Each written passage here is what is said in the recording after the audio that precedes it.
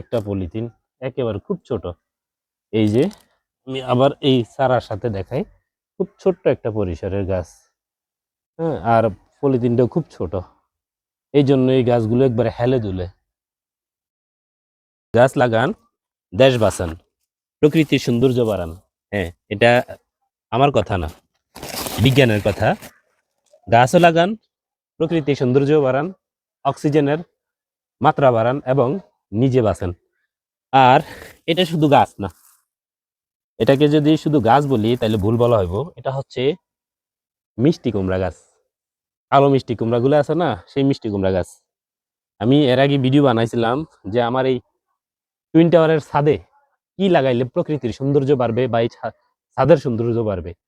আমি চিন্তা করছি চতুর্পাশে তো লাগাবো আমি সুন্দর, ছাদকে সুন্দর করার মতো কোনো কিছু, কিন্তু উপরের অংশটা তো ফাঁকা। তাই ভাবলাম উপরে চাং দিয়ে খাবারেরও কিছু একটা আয়োজন হয়ে যাবে, সৌন্দর্যটা বাড়বে। তা আমি সম্পূর্ণ ভিডিও আপনাদের দেখাবো, পুরো ভিডিওটা জুড়ে পাশে থাকবেন, দেখবেন। গাছ লাগানো কিন্তু আমার একটা নেশা, একবার সত্যি কথা, গাছ লাগানো আমার নেশা। আর আলহামদুলিল্লাহ, আল্লাহর কি অশেষ রহমত, আমি গাছ লাগাইলে সহজে গাছ মরে না। গাছ যেভাবে লাগাই গাছ হয়ে যায়। এই জন্য আমার মা কিন্তু আমাকে নিষেধ করে দিছে, বেশি বেশি গাছ লাগাইলে নাকি আয়ু কমে যায়। ওই যে অনেকে বলে না গ্রাম্য ভাষায় আইরো চায়, এরকম। এই জন্য আমার মা এখন নিষেধ করে গাছটা লাগাইতে। কিন্তু এটা হচ্ছে আমার টুইন টাওয়ারের ছাদ, এটার পরিবেশ রক্ষার্থে দায়িত্ব নিয়েছি, যেহেতু এখানে কন্টিনিউ এখন থেকে ভিডিও করব। তো এখনকার থেকে এটার একটু পরিচর্যা না করলে তো আর হয় না। আপনারা সাথে থাকবেন। বিসমিল্লাহ। এটা আমার ফ্রেন্ড ফলোয়ার যারা আছেন তাদের সবার নামে।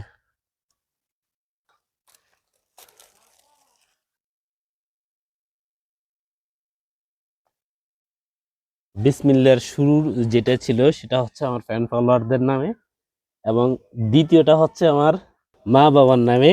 ইনশাল্লাহ এটার ভালো কোনো ফলাফল আসলে সেটাও আমি আপনাদের দেখাবো।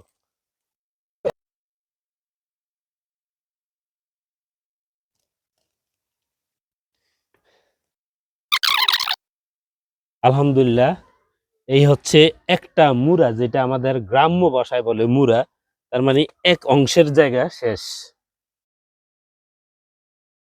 ঠিক জানি না, তো এই জন্য প্ল্যান পরিবর্তন। একই পাশে লাগাবো আপাতত, এটা এই ওয়ালের পাশে রাখবো। মোটামুটি এগুলা যখন শক্ত হয়ে আসবে তখন আমি ওই পিলারের পাশে আরেকটা দিয়ে দিব।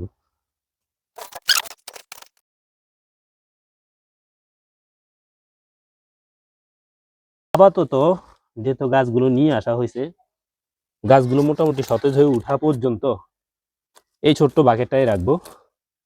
যখন এগুলো মোটামুটি শক্ত হয়ে যাবে তখন এই বাকেট, এটা তো ভাঙা বাকেট, পুরনো বাকেট, এটা উঠাইয়া এরকম একটা ড্রাম এনে এটার মধ্যে বসাই দিব।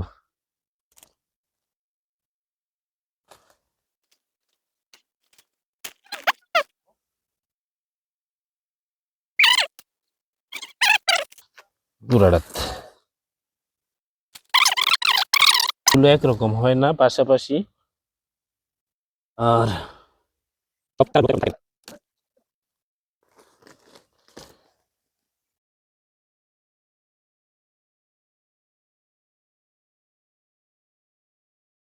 তো এর আগের ভিডিওতে আমি বলেছিলাম, এখন নিচের পরিবেশের কথা আমি আপনাদের সাথে শেয়ার করছি। এখন আপনারাই বলেন এই কাজটা কি আমি ঠিক করছি না ব্যাঠিক করছি।